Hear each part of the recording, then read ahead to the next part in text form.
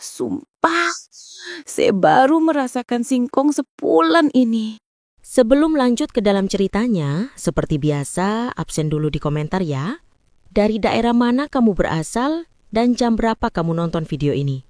Oke, kita langsung saja mulai ke cerita lengkapnya. Rizky, pemuda berusia 26 tahun, adalah anak desa dari keluarga petani biasa. Hidup Rizky ini intinya begini, mau kerja keras, tapi nasib belum nempel. Pekerjaan yang ia coba selalu putus di tengah jalan. Mulai dari kuli bangunan, karyawan toko, penjaga gudang, sampai bantu-bantu di kebun tetangga, semua tidak ada yang bertahan lama. Alasannya macam-macam. Kadang gajinya minim sekali, perusahaannya tiba-tiba tutup, atau memang Rizky merasa rezekinya bukan di situ. Situasi ini membuat Rizky tertekan, tapi tidak membuatnya menyerah. Rizky bukan pemalas, ia hanya kehabisan pilihan di desa. Ia punya dua alasan kuat untuk terus berjuang. Ayahnya yang sudah tua dan mulai sakit-sakitan, serta ibunya yang sering jatuh sakit. Rizky tahu, kalau ia tidak cepat bertindak, hidup kedua orang tuanya akan semakin sulit. Ia harus mencari cara besar untuk mengubah garis nasib keluarganya yang sederhana ini. Pikiran Rizky terus mencari jalan keluar. Bagaimana caranya ia bisa mendapatkan penghasilan yang stabil dan besar? Pintu harapan terbuka dari informasi yang tidak terduga. Bima, teman lama Rizky, menghubunginya. Bima sekarang bekerja di Belanda sebagai pekerja migran resmi. Bima bercerita, kalau di Eropa, pekerja Indonesia itu diminati, dikenal rajin, dan gampang diatur. Mending kamu coba Ki, daftar lewat agen resmi aja.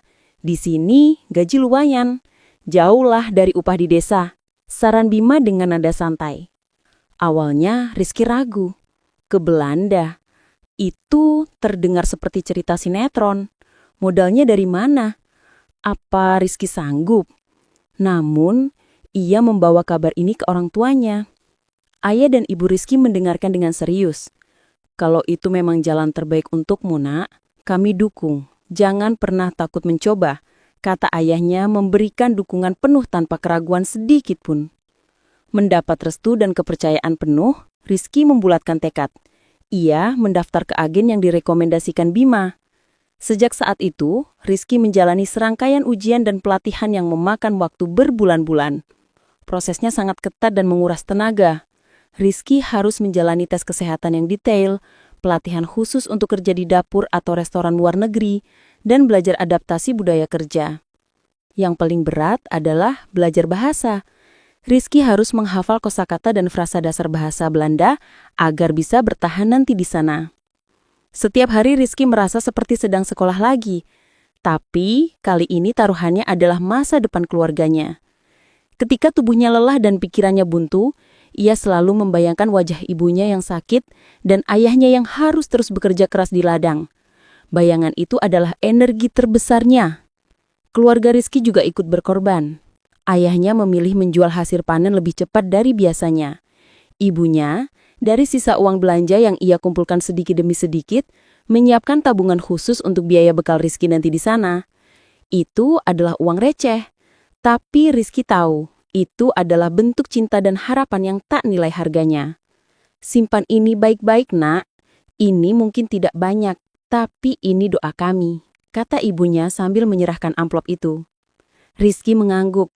Hatinya penuh haru. Ia tidak boleh menyia-nyiakan pengorbanan ini. Setelah semua pelatihan selesai, Rizky siap berangkat. Ia pamit dengan pelukan erat kepada kedua orang tuanya. Ia meninggalkan kampung halamannya, membawa satu tekad besar. Ia harus berhasil dan kembali dengan membawa perubahan nyata. Rizky akhirnya tiba di Belanda. Setelah proses imigrasi yang cukup panjang, ia dijemput oleh staf agen dan dibawa ke sebuah penampungan sementara. Di sana, sudah ada beberapa calon pekerja lain dari Indonesia yang bernasib sama. Rasanya campur aduk. Ada harapan besar, tapi kecemasan karena berada di negeri yang sama sekali asing. Rizky berusaha keras beradaptasi, berinteraksi dengan orang baru, dan membiasakan diri dengan cuaca dingin yang menusuk. Beberapa hari berlalu, Rizky merasa ada yang tidak beres. Seharusnya Ia sudah dihubungi untuk penempatan kerjanya di restoran kota. Namun, ia dan teman-temannya hanya disuruh menunggu tanpa kepastian.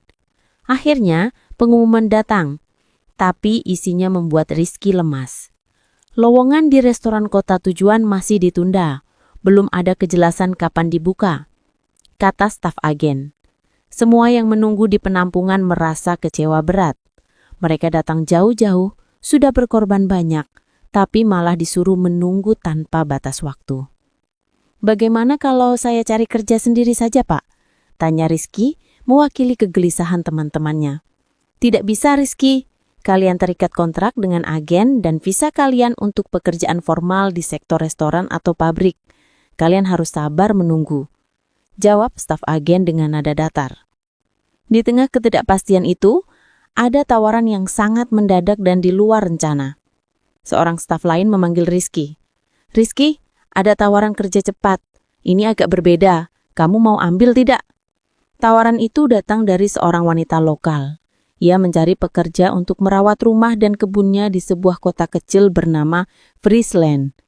Pekerjaan ini tidak formal dan Rizky harus tinggal langsung di rumah majikannya. Ini bukan pekerjaan yang biasa untuk pria, apalagi kamu kan sudah dilatih untuk dapur. Tapi ini bisa cepat dapat uang, jelas staf agen. Rizky berpikir keras. Mengambil pekerjaan ini berarti keluar dari jalur yang sudah direncanakan. Tapi di sisi lain, ia butuh kepastian kerja dan butuh segera mengirim uang ke rumah. Ia tidak mau membebani orang tuanya lebih lama. Saya ambil, Pak, jawab Rizky mantap. Kepastian adalah yang utama saat itu. Keesokan harinya, Rizky diantar menuju Friesland. Di sana, ia bertemu dengan majikannya, Clara. Clara adalah wanita mandiri, berusia sekitar 35 tahun, terlihat tegas tapi memiliki sorot mata yang lembut. Pertemuan mereka pertama bukan wawancara kerja yang formal, melainkan obrolan singkat sambil menilai. Nama saya Clara. Saya butuh orang yang bekerja dengan hati, bukan hanya dengan tangan. Kamu harus jujur dan bertanggung jawab, ujar Clara, suaranya tenang dan tegas, sambil mengamati cara bicara dan sikap Rizky. Rizky membalas pandangan itu dengan sopan. Saya siap bekerja keras, Nona Clara. Saya janji akan menjaga kepercayaan Anda. Clara tersenyum tipis. Penilaiannya terhadap kesopanan dan kejujuran Rizky ternyata positif. Rizky kemudian dibawa masuk ke rumah Clara. Rumah itu sangat megah dan luas. Perpaduan arsitektur modern yang mewah dan sentuhan pedesaan Eropa yang hangat. Halamannya membentang luas, penuh dengan taman dan kebun yang asri. Kamar pekerja yang disediakan untuk Rizky pun bersih dan nyaman. Jauh lebih baik dari penampungan yang ia tinggali sebelumnya. Clara menjelaskan pekerjaan Rizky. Tugas utamamu adalah merawat taman dan kebun ini. Ini sangat luas, butuh ketelatenan. Sesekali kamu juga harus bantu pekerjaan rumah jika saya minta. Rizky mengangguk. Melihat luasnya kebun, ia sadar ini pekerjaan yang berat. Tapi ia bersyukur mendapatkan kepastian. Perasaan cemas bercampur lega. Di tengah segala ketidakpastian di negeri orang, Rizky kini punya tempat tinggal dan pekerjaan yang jelas. Meskipun itu jauh dari bayangan awal. Ia harus membuktikan bahwa keputusannya ini adalah langkah awal yang tepat. Hari-hari pertama Rizky di rumah Clara berjalan sesuai rencana. Rizky bekerja keras tanpa kenal lelah. Tugas utamanya memang merawat taman dan kebun yang luas itu. Ia menghabiskan pagi hingga sore untuk membersihkan, menyiram, memangkas tanaman, dan merapikan setiap sudut halaman. Bagi Rizky, pekerjaan ini berat, tapi ia menjalaninya dengan sungguh-sungguh. Ini bukan hanya kewajiban, tapi juga kesempatan untuk membuktikan diri. Setelah 3 minggu berjalan, perubahan di rumah Clara mulai terlihat jelas. Clara sendiri yang menyadari hal itu. Taman yang dulunya terawat biasa saja, kini tampak jauh lebih rapi, hijau dan hidup. Ada sentuhan ketelatenan yang berbeda. Suasana rumah yang besar dan megah itu terasa lebih hidup dan hangat. Clara mulai memperhatikan Rizky lebih dekat. Ia melihat pemuda itu bekerja dengan keringat dan ketulusan, bukan hanya sekedar menggugurkan kewajiban. Awalnya, obrolan mereka hanya seputar pekerjaan. Tanaman ini butuh pupuk khusus, Rizky, atau tolong bersihkan garasi juga. Tapi perlahan, obrolan santai mulai terjalin. Suatu sore, saat Rizky sedang menyiram bunga, Clara mendekat. "Kamu asalnya dari Garut ya?" tanyanya. "Iya, Nona Clara, Garut, Jawa Barat. Kampung kecil," jawab Rizky sambil tersenyum. Clara tertawa kecil. "Jauh sekali ya? Ceritakan tentang kampungmu. Saya suka mendengar cerita tentang tempat yang berbeda dari sini." Rizky pun bercerita dengan sederhana tentang sawah, tentang kehidupan sederhana keluarganya, dan tentang perjuangannya mencari nafkah. Sebaliknya, Clara juga mulai terbuka.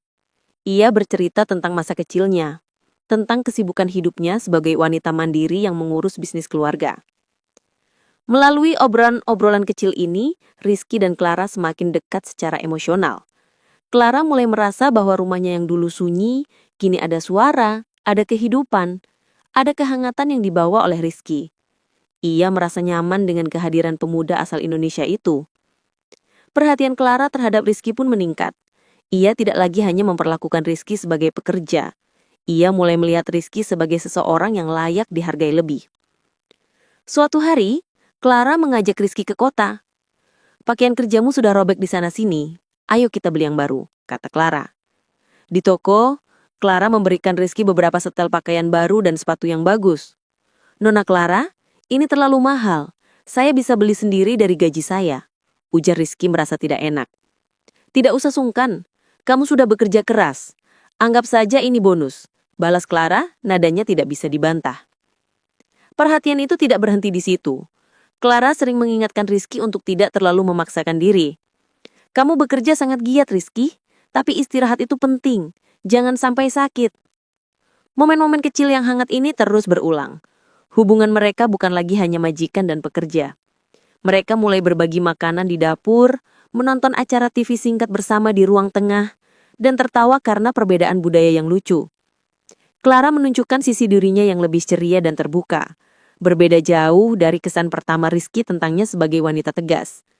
Sementara Rizky, ia merasa dihargai, diperhatikan dan seolah mendapatkan keluarga baru yang sangat baik di negeri orang. Kenyamanan ini menciptakan ikatan yang tak terucapkan di antara mereka. Malam itu, cuaca di luar cukup dingin dan suasana di rumah Clara terasa hening. Rizky baru saja menyelesaikan pekerjaannya dan sedang minum teh di dapur. Clara masuk, wajahnya terlihat serius, tidak seperti biasanya. Ia duduk di seberang meja, menatap Rizky lurus-lurus. Rizky merasa ada ketegangan yang tidak biasa. "Rizky, saya ingin bicara serius," ujar Clara memulai. Rizky meletakkan cangkirnya. "Ada apa, Nona Clara? Apakah ada yang salah dengan pekerjaan saya?" tanyanya cemas. Clara menggeleng pelan. "Bukan pekerjaanmu. Taman dan rumah ini sudah jauh lebih baik.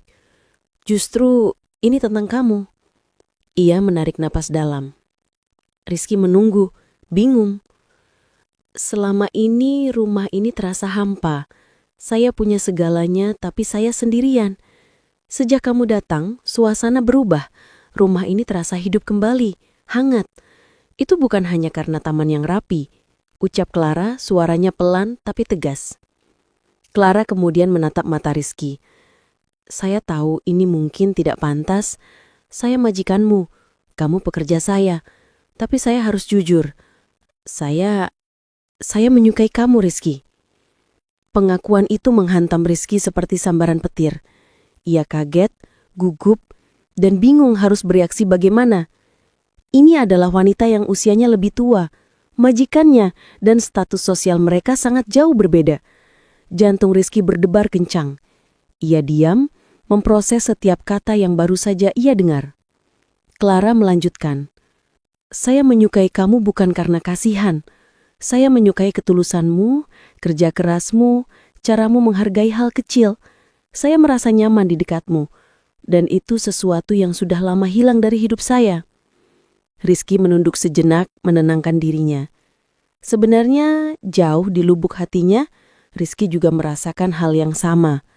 Perhatian dan kehangatan yang diberikan Clara selama ini telah memupuk benih perasaan yang lebih dari sekedar hormat pada majikan.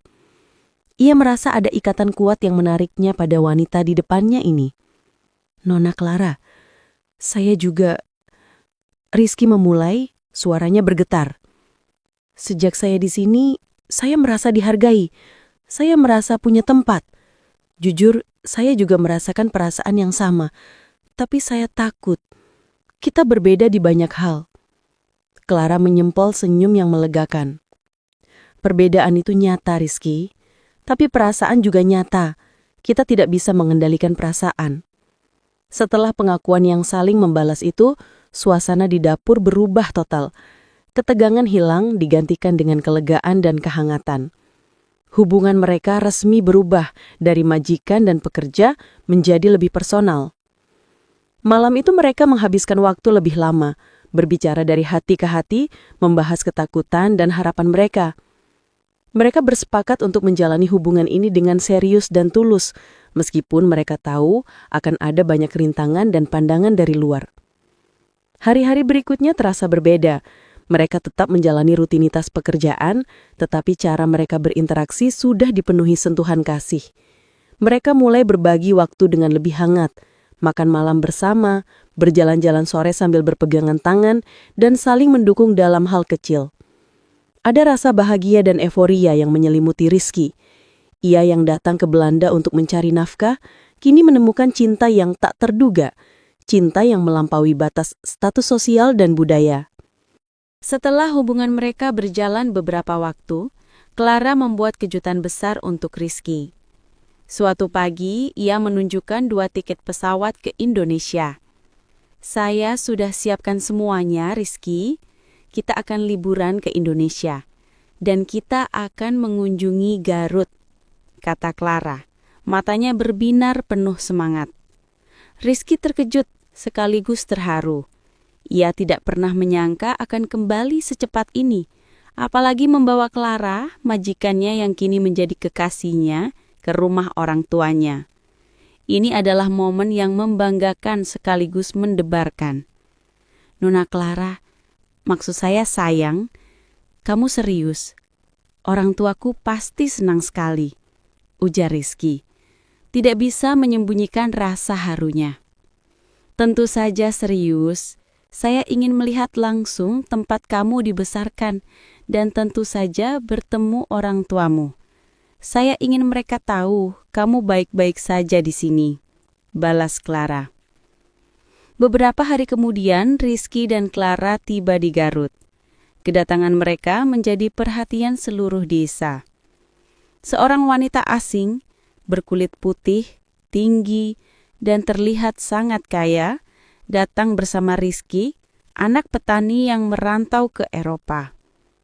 Orang tua Rizky awalnya kaget melihat anak mereka pulang membawa seorang wanita Eropa. Namun, Clara dengan cepat mencairkan suasana. Ia tidak menunjukkan sikap sombong atau canggung. Ia langsung menyalami kedua orang tua Rizky dengan hangat dan sopan. Bapak, Ibu, perkenalkan, saya Clara. Sapanya dalam bahasa Inggris yang diterjemahkan Rizky. Clara berusaha keras untuk berbaur dengan keluarga dan lingkungan Rizky. Ia menunjukkan ketulusan yang luar biasa. Ia tidak segan-segan duduk di lantai beralaskan tikar. Ikut membantu di dapur, meskipun gerakannya canggung, dan mencoba makanan sederhana yang dimasak ibu Rizky. Suatu pagi, Clara tampak antusias. Rizky, ajari saya bahasa Sunda ya. Setidaknya kata-kata dasar untuk menyapa dan berterima kasih, pintanya. Rizky tersenyum geli, tapi senang. Ia mulai mengajari Clara kata-kata seperti wilujeng enjing dan hatur nuhun. Keluarga Rizky melihat usaha Clara itu dengan mata penuh haru. Mereka sadar, Clara tulus. Wanita ini bukan hanya tertarik pada Rizky, tapi juga menghargai keluarga dan budayanya. Hubungan Clara dengan ibu Rizky semakin erat. Mereka sering duduk berdua, berbicara dengan bantuan Rizky sebagai penerjemah, atau hanya sekedar saling tersenyum dan tertawa. Ibu Rizky yang awalnya ragu, kini melihat Clara bukan sebagai orang asing yang terlalu berbeda, tapi sebagai wanita baik yang menyayangi anaknya dengan tulus.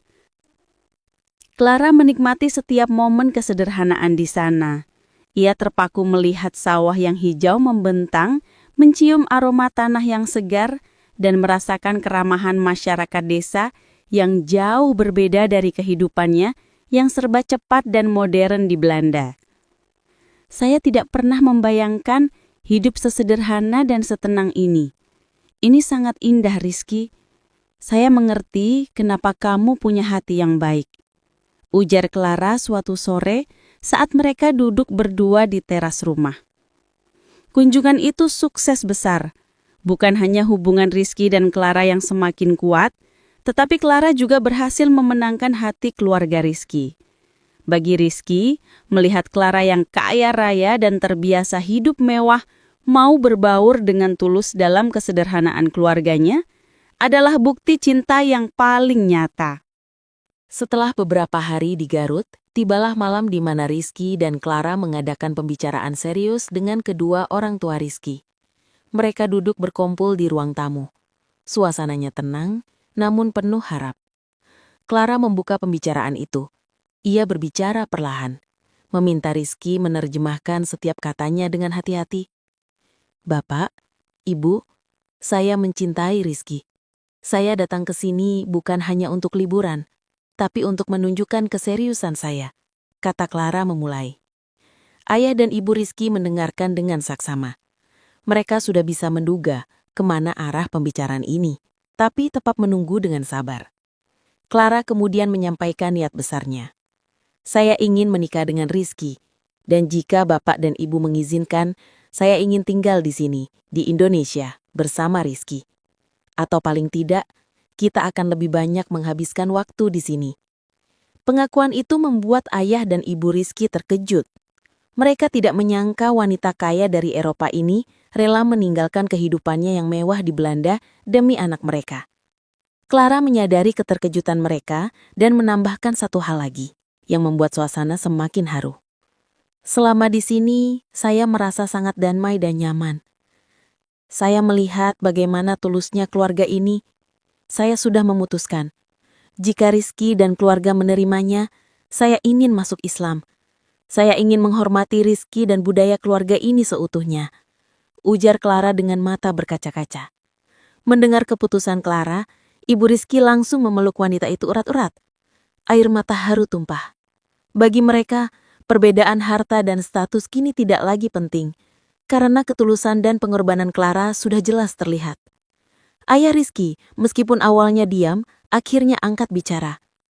Nak Rizky, Nak Clara, Bapak dan Ibu tidak melihat harta. Kami melihat niat baik kalian. Jika kalian sudah yakin, kami restui sepenuhnya. Kami menerima Clara dengan tangan terbuka. Keputusan telah dibuat. Setelah mendapat restu, segala persiapan pernikahan dilakukan dengan cepat namun penuh makna. Mereka sepakat untuk mengadakan acara yang sederhana, tidak perlu pesta mewah yang menghabiskan banyak biaya. Prosesi pernikahan dilakukan dengan menggabungkan dua budaya dan latar belakang yang berbeda. Clara, yang kini telah mengucapkan syahadat dan resmi menjadi Muslim, menjalani akad nikah dengan hikmat. Clara terlihat cantik dalam balutan busana pernikahan sederhana khas Indonesia. Rizky, yang dulunya hanyalah pemuda desa yang gagal mencari kerja, kini resmi menjadi suami dari seorang wanita Eropa yang kaya raya. Ini adalah kisah yang mungkin tidak pernah ia bayangkan. Meskipun sederhana, pernikahan itu terasa sangat sakral dan penuh kebahagiaan. Masyarakat desa ikut berbahagia menyaksikan keajaiban cinta yang melampaui batas negara dan status sosial. Mereka melihat janji tulus yang terucap, bukan kemewahan harta. Setelah akad nikah, Clara dan Rizky saling berpegangan tangan. Mereka tahu, ini bukan akhir dari perjuangan, melainkan awal dari babak baru yang lebih besar. Mereka harus membuktikan bahwa cinta mereka yang dimulai dari hubungan majikan dan pekerja adalah cinta sejati yang layak diperjuangkan. Setelah merayakan pernikahan sederhana namun berkesan di Garut, Rizky dan Clara kembali ke Belanda. Mereka kembali bukan lagi sebagai majikan dan pekerja, melainkan sebagai pasangan suami istri yang memulai kehidupan baru bersama.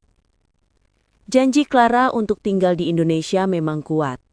Namun Rizky tahu, tanggung jawab dan bisnis keluarga Clara masih membutuhkan perhatian di Eropa. Mereka sepakat untuk menyeimbangkan hidup mereka antara Indonesia dan Belanda. Tentu saja, kepulangan mereka ke Belanda dengan status baru menimbulkan kehebohan di kalangan teman dan relasi Clara.